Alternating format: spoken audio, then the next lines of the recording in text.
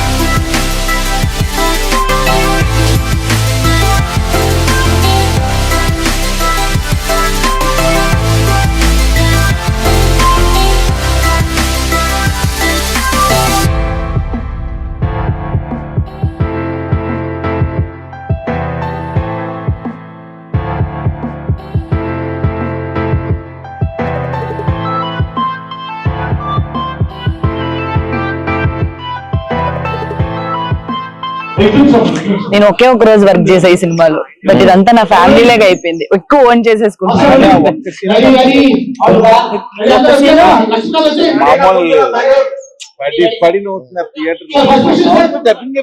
చెప్పాను sir, cinema flow కి ఆ సీన్ కి అసలు ఏమన్నా సింక్ ఉంటుందా? అలాంటి సీన్ నాకు తెలిసి ఏ సినిమాలో చేసుండ్రు. కానీ షూటింగ్ లో చాలా కష్టం అబ్బా. మేకింగ్ సినిమాలు చూసి ఈజీగా మనం అనేస్తాం గానీ యా స్వామి ఇక్కడ ఎలా ఉంటదంటే ఆ షార్ట్ ఇక్కడ వెంటనే రికార్డ్ మనం షూట్ చేయడం, ఇక్కడ ఎడిట్ చేయడం, ఆన్లైన్ ఎడిట్ ఇమీడియట్ అయిపోతుంటది. మా ఊరు దగ్గర ఇల్లూరు చుట్టాలు అనకాపల్లి రేపు వెళ్తున్నాను సార్ నేను. కోనరం దగ్గర ఏదో ల్యాండ్ ఉందంట చూడడానికి.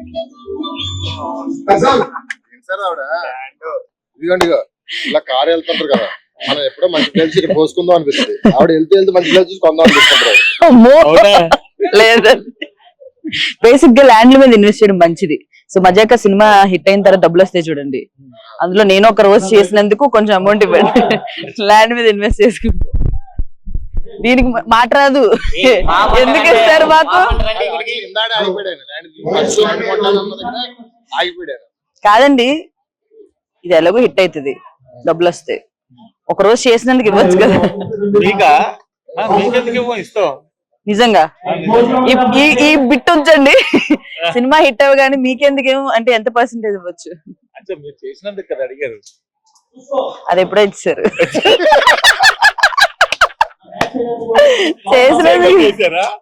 లేదు, చేసాక ఇచ్చారులేండి. ముందు ఎందుకు ఇస్తారు నాకు? నేనేమన్నా సూపర్ స్టార్ నా? డబ్బింగ్ స్టూడియోలో కూర్చుంది సార్, పేమెంట్ ఇంకా పడలేదండి. వేసామమ్మా డిపాజిట్ అవ్వలేదంటే ఇలా ఫోన్ పట్టు కూర్చుంది. క్రెడిట్ అనగానే రెడీ. మర్చిపోయా, డబ్బింగ్ అమౌంట్ ఇవ్వలేదండి. డబ్బింగ్ కి కార్ లో వచ్చింది, కార్ కన్వీనియన్స్ ఇవ్వలేదు. కానీ డబ్బింగ్ చెప్పినప్పుడు కూడా ఎంజాయ్ చేసేది తెలుసా నేను సీన్ ని. మామూలుగా షూట్ లో మనం అందరూ ఉంటారు కదా, ఫుల్ నవ్వుకుంటాం. నేను ఒక్కదాన్ని చెప్తూ అండ్ వీళ్ళిద్దరు కాంబినేషన్ మీకు తెలిసే ఉంటది. మామూలుగానే సినిమాలో ఫన్ ఉంటది, బట్ ఈ సినిమానే ఫన్ మొత్తం. సో ఇంకెలా ఉంటదో. సీట్లు వేస్తాయండి, చూసారా? సీట్లు వేస్తే డైలాగ్ చెప్పడానికి కూడా లేగట్లేదు సార్. ఇంత పెద్ద మూమెంట్స్ కానీ ఈయన చేసిన మూమెంట్స్ ని మనం ఒక మాస్టర్ వాడుకోవాలి. ఎందుకంటే ఇటు కాలు ఊపడం అనేది, ఇలా అనేది, ఇది ఒక స్టెప్. నిజంగా ఇవన్నీ ఈజీగా రావు, ఓన్లీ త్రినాథ్ గారికి మాత్రమే వస్తాయి.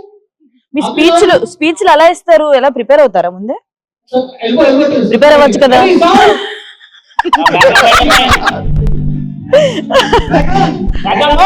A few moments later. Work mode లో ఉన్నారు, మన మీద డిస్టర్బ్ చేసినట్టుంది సెట్స్ లో. సో పక్కకి వెళ్ళి రైటర్ గారిని డైరెక్టర్ గారిని కొన్ని క్వశ్చన్లు అడుగుదాం. Let's follow. ఒక అబ్బాస్ మస్తాన్, ఒక సలీం జావేద్, ఒక ఎంజీఆర్ కరుణానిధి, ఇలా చెప్పుకుంటూ పోతే చాలా మంది. మీరే డౌట్ పడకండి. సరే మనం మజాగా గురించి మాట్లాడదాం. అసలు అంశు గారిని మళ్ళీ రీఎంట్రీకి తీసుకుందాం అని ఎందుకు అనుకున్నా ఫస్ట్ నాకు అది, బికాజ్ నాకు 1 day లోనే ఆవిడ చాలా క్లోజ్ అయిపోయి అబ్బో మళ్ళీ బ్యాక్ వచ్చారనే హ్యాపీనెస్ చాలా ఎక్కువ ఉంది. అందుకే ఫస్ట్ క్వశ్చన్ అంశు అడిగారా? అంశు గారి గురించి తెలుసుకోవాలండి. ఫస్ట్ ఎలా అప్రోచ్ అయ్యారు, ఆవిడ రోల్ ఎలా ఉంటది, ఆవిడ జర్నీ ఎలా ఉంది ఈ సినిమాలో, అవన్నీ మాకు చెప్పండి.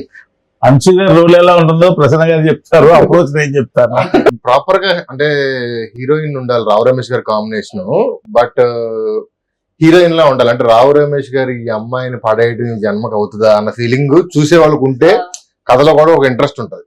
సో అలాంటివి ఉండాలి. ప్లస్ ఇప్పుడు రెగ్యులర్ గా కాకుండా ఫ్రెష్ గా అంటే బ్రీజీగా ఉండాలి. సినిమా అంతా ఒకలా ఉన్న వాళ్ళిద్దరిది ఫ్రెష్ గా ఐడియానే ఫ్రెష్ గా ఉన్నప్పుడు అది బ్రీజీగా ఉండాలని అనుకుంటుండగా సడన్ గా ఈవిడ కనిపించారు. అది ఎలా కనిపించారు ఏంటి ఆయన చెప్తారు కానీ కనిపించారు. యాక్చువల్ గా ఏంటంటే మేము ఏమనుకున్నాం అంటే ఒకసారి పాతప్పుడు సూపర్ పాపులారిటీ ఉన్న హీరోయిన్లు ఉన్న వాళ్ళు మళ్ళీ చాలా నాలుగు తర్వాత చేయకుండా ఉంటారు కదా, అలాంటి వాళ్ళు ఎవరు ఉన్నారని లిస్ట్ అవుట్ చేసాం. లిస్ట్ అవుట్ చేస్తే ఈమె పేరు, ఈమె ఎక్కడుంటారో తెలీదు, ఏం తెలీదు. సో ఎక్కడుంటారో ఏంటో తెలీదు. సరే ఒకసారి ఈమెను కనుక్కుందాం. నేను మన్మధుడు సినిమాలో బాగా ఫేమస్ కదా, పాడ్కాస్ట్ లో సడన్ గా ఒక పాడ్కాస్ట్ లో కనపడిందండి. అలా రాత్రి కూడా ఇలా చూస్తుంటే లేచి ఉలిక్కి పడి లేచా నేనైతే. అసలు ఈవిడ మర్చిపోయాం. మేము అంజలా జవేరి ఆ యాంగిల్ లో తిరుగుతున్నాం మేము. అప్పుడు కనిపించింది ఎక్కడున్నారు, లండన్ లోనే మొత్తం మీద వెళ్ళా ఫోన్ నెంబర్ తీసుకున్నా.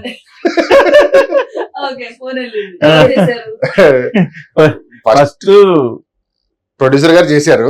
మాట్లాడిన తర్వాత వీడియో కాల్ లో కూర్చోబెట్టి కథ చెప్పాం. ఆవిడ కథ చెప్తున్నప్పుడు సగం కథ అయిన తర్వాత ఉండుండి చేతులు వెళ్ళా అంటుంది, ఉండుండి చేతులు వెళ్ళా అంటుంది. ఈవిడేంటి కింద ఎవడుకొని నొట్టేస్తుంది కథ ఎక్కడ ఏంటి అర్థం అవ్వట్లేదు నాకు. కాసేపు అయ్యాక చెప్పింది ఏంటంటే ముందు అంటే కథ బాగుంది, మహా అయితే ½ hour చెప్తారు, నాకు అంతకంటే ఏం చెప్తారన్న ఫీలింగ్ లో వెళ్ళి వాళ్ళ ఫ్యామిలీని ఎక్కడో పికప్ చేసుకోవాలి. వాళ్ళ కాలేజ్ లో ప్రిన్సిపల్ వాళ్ళకి చెప్పేసిందంట నేను రావట్లేదు, వాళ్ళని అక్కడే కూర్చోబెట్టని చేరలేదు. ఎంత టైం అవుతుందో కూడా నేను చెప్పలేదు.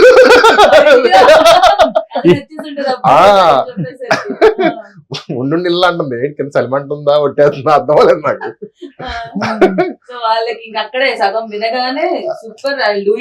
ఆవిడకి డెఫినెట్ గా అంటే ఈ తర్వాత ఎన్ని సినిమాలు చేసినా కూడా ఇది మాత్రం నిలబడిపోద్ది లైఫ్ టైం. వాళ్ళ పిల్లలకు గానీ నెక్స్ట్ జనరేషన్ కూడా ఆ సినిమా చేశానని చెప్పుకునే. ఇంకోటి మళ్ళీ ఇన్ని సంవత్సరాల తర్వాత మళ్ళీ వచ్చి సినిమా చేసి ది బెస్ట్ ఫిల్మ్ తో మళ్ళీ ఈ సినిమాతో అదైతే ఎక్స్పెక్ట్ చేయగలం. మీ ఇద్దరు కాంబినేషన్ వస్తున్న సినిమా అంటే ఆబ్వియస్ గా ద బెస్ట్ ఉంటది. అందులో అంశు గారు జాయిన్ అయ్యి చేయడం అనేది ఇంకా సూపర్. అదే మీరు జాయిన్ అయ్యి ఒక క్యారెక్టర్ చేయబోతే ఇంకా సూపర్. అది మాకు ఇంకా నమ్మకాలు పెరిగిపోయాయి. మా మజాక్ నన్ను ఎక్కడ మర్చిపోకుండా అక్కడెక్కడ వెళ్ళాలి. నేను చేయడం నాకు హ్యాపీగా అనిపించింది మీ కాంబినేషన్ మూవీలో. And waiting for that like cinema చూడాలని చాలా వెయిట్ చేస్తున్నా.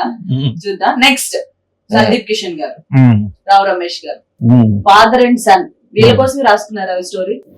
ఈయనైతే రావు రమేష్ గారిని మైండ్ లో పెట్టుకునే నేను రాసినప్పటి నుంచి ఎప్పుడు నాకు అంటే ఈ కథ ఇప్పుడు కాదు, మేము ధమాకా చేస్తున్నప్పుడే పూర్తిగా కాకపోయినా లైట్ గా లైన్ గా తెలుసు.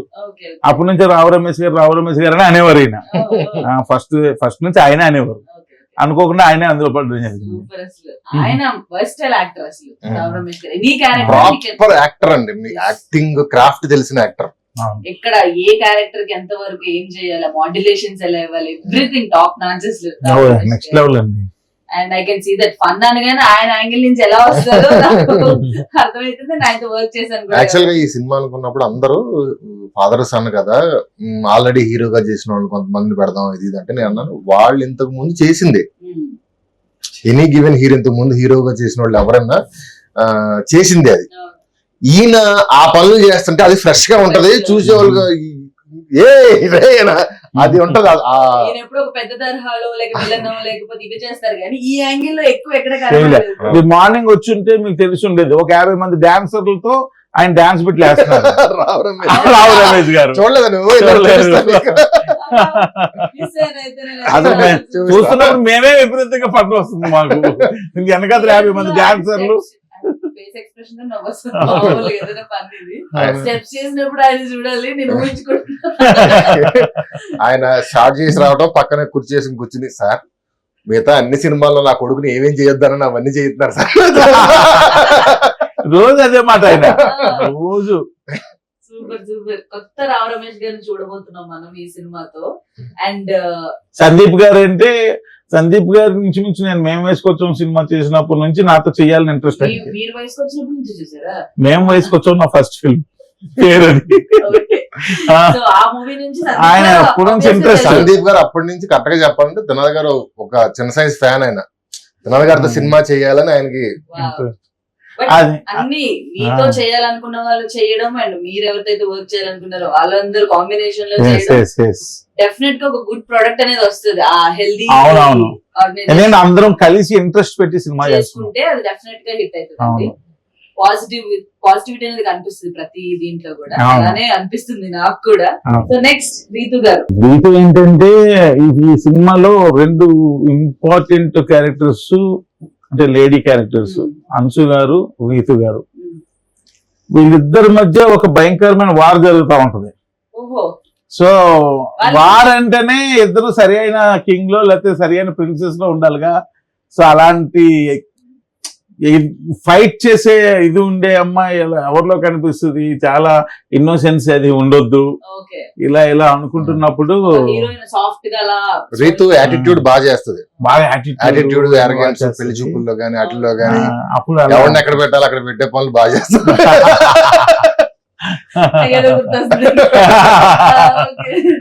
అందుకని ఈ క్యారెక్టర్ కి ఆమె సూటబుల్. సందీప్ గారు అసలు చాలా చాలా చేంజ్ అయ్యారు కదా పర్సనాలిటీ గానీ ఎవ్రీథింగ్ భలే కనిపిస్తున్నారు. సార్ నాకు ఈ మధ్యలో ఒక అమ్మాయి సందీప్ తో చెప్దాం అనుకున్నాను కుదరలేదు.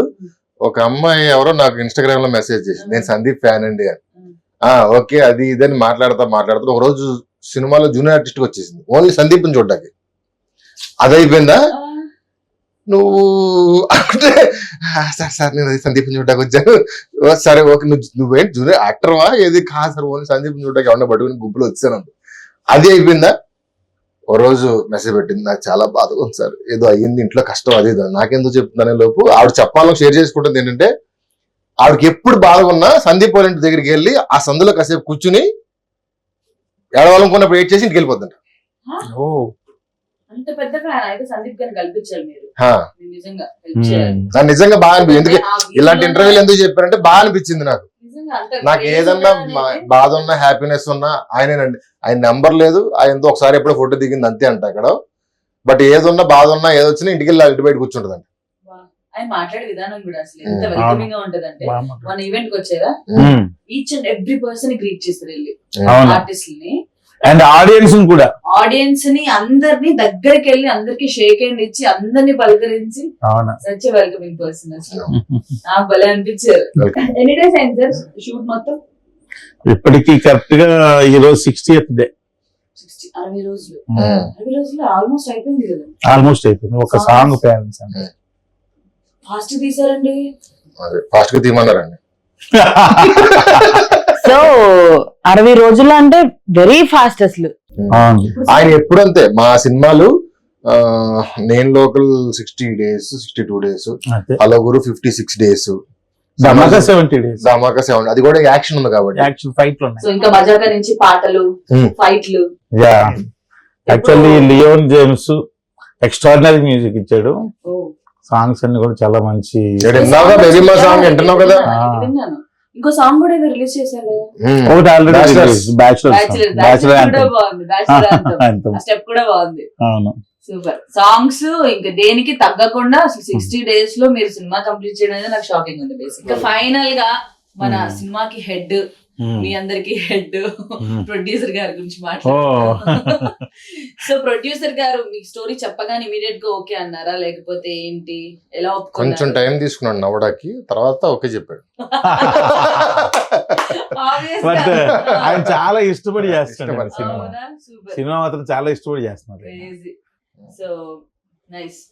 ఈ సినిమాని తీసుకొచ్చి మౌంట్ చేయడానికి ఆయన నన్ను త్రినాథ్ గారిని సందీప్ గారిని అందరినీ తీసుకొచ్చి అంత అంటే ఇద్దరు ఫాదర్ అండ్ సన్ చేసేటప్పుడు ఇతనికంటే అతను పెద్ద ఉండాలి, Hmm. అతనికంటే ఇతను, ఇవన్నీ లెక్కలు ఉంటాయి. అది మనం వద్దనుకున్నా ఉంటాయి, వస్తాయి. లెక్కలు క్యాలిక్యులేట్ చేసుకుంటారు. But to make this happen ఆయన మాత్రం ఈ సినిమా చెయ్యాలి, నా బ్యానర్ లో చేయాలి, సమాజ వర్గం తర్వాత నాకు అంత పేరు గౌరవం, ఆ పేరు గౌరవం ఈ సినిమా కథతో వస్తుందని ఆయన నమ్మాడు. దాన్ని అందరిని తీసుకొచ్చి ఒంటి చేత్తో పోరాటం చేసి తీసుకొచ్చి ఎక్కించాడు. క్రేజీ. నేనైతే ఈగర్లీ వెయిటింగ్, ఆడియన్స్ కూడా టీజర్ కూడా అదిరిపోయితే సినిమాకి ఏమేం ఫన్ కావాలి, ఎక్కడెక్కడ ఏం క్రియేట్ చేయాలనే దాంట్లో బాగా వర్క్ చేసి క్రియేట్ చేసుకున్నారు. అవును. థ్యాంక్ గాడ్ ఆడియన్స్ మరొక ఎంటర్టైనింగ్ హిట్ అనేది వచ్చేస్తుంది. సో సినిమా అయితే థియేటర్స్ లోనే చూడండి. February 26th కి శివరాత్రి స్పెషల్ గా వచ్చేస్తుంది. ఫుల్ ఆన్ ఎంటర్టైన్మెంట్ తప్పకుండా చూడండి, ఓన్లీ ఆన్ థియేటర్స్.